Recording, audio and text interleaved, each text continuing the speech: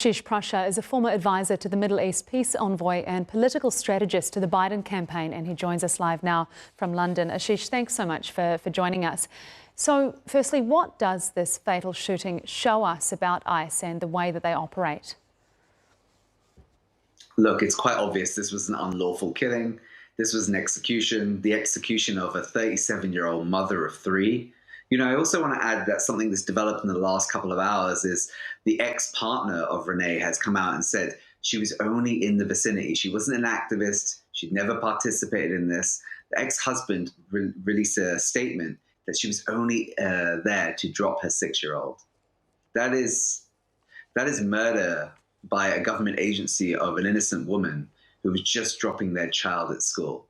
Look, you can see from the video that she waved ICE through. She put her car in reverse. She turned the wheels away from the agent. And while being given mixed directions from several agents, by the way, a deliberate tactic from US police, ICE, and other enforcement agencies to cause confrontation, the only person here ever attempting to commit any violence and committed violence was the ICE agent, the masked ICE agent. He didn't follow any protocols. He did not identify himself. He didn't approach the vehicle at the tactical L from the side.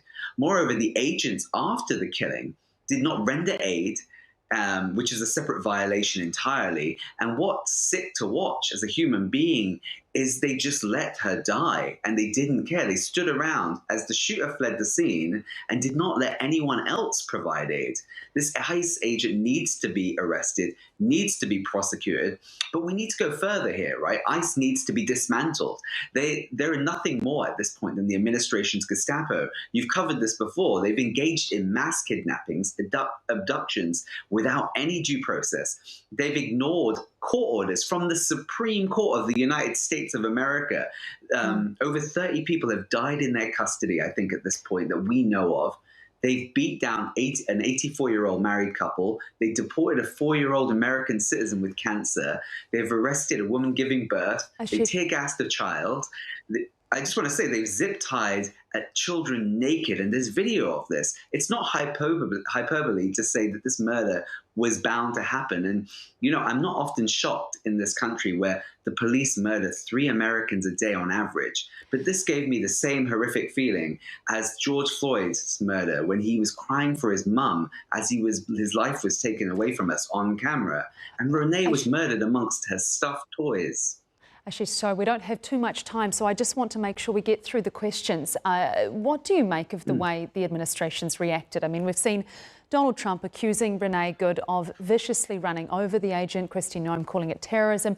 And now we've got JD Vance, as you would have heard just now in the program, saying she was trying to ram this guy and berating journalists for reporting that the bystander video contradicts all these claims.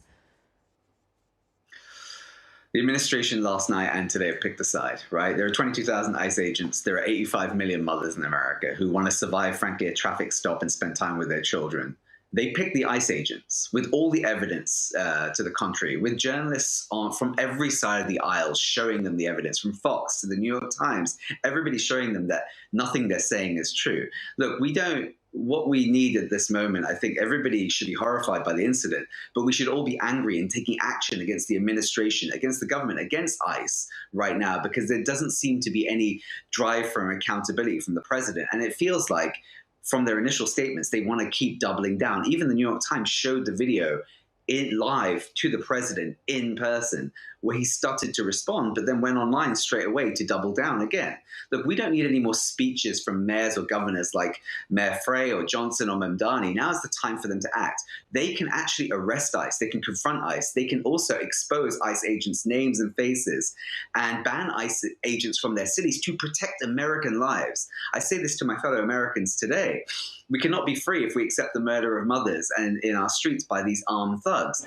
And we have to resist domestic terrorists because our politicians are doing everything else to double down and stand behind these domestic terrorists as they execute Americans in front of us. And by the way, this isn't the first ICE incident. I did list all those other ones. But in terms of them lying about their interaction with the public, they recently lied about an interaction with another US citizen, which a judge ruled in the citizen's favor and had video again showing that she did not resist. She did not fight with them. She actually complied, and they threw her around like a rag doll. This is consistent practice. And look, you have to decide at this point, an agency that is funded to $180 billion worth of funding recently by Congress. If Congress has just approved that, are we going to get any accountability from our elected leaders? I don't think so. What we're going to need is protests, direct action from the public across the United States demanding that this agent is brought to justice, but then demanding that this agency is either dismantled or starts to follow the Constitution and other American laws.